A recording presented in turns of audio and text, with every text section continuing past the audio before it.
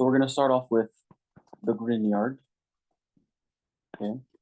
So in terms of structure, we said RMGBr, right? That's what the Grignard is. It's RMGBr.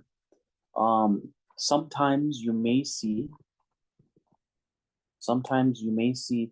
RMGCl, like the halogen is switched from bromine to chlorine. That's okay, as long as there's a magnesium and a halogen. The reactivity is the same way. Okay, it does the same. Like they both react the same way.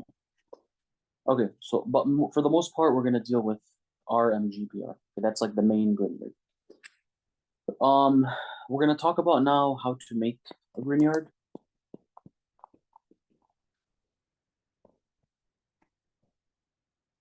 Okay, and Grignards are made by reacting a alkyl bromide, right? So this is called an alkyl bromide, right?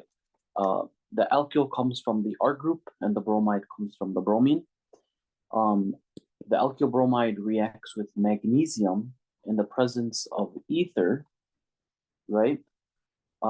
And then what happens is the magnesium sort of just smushes itself between the R and the bromine to give you RMGBr.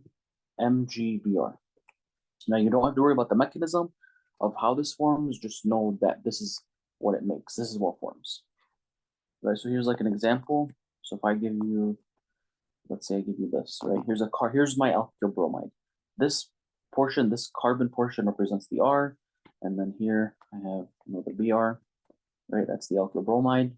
I'm reacting it with magnesium. You may see ether, you may not see the ether, it's okay.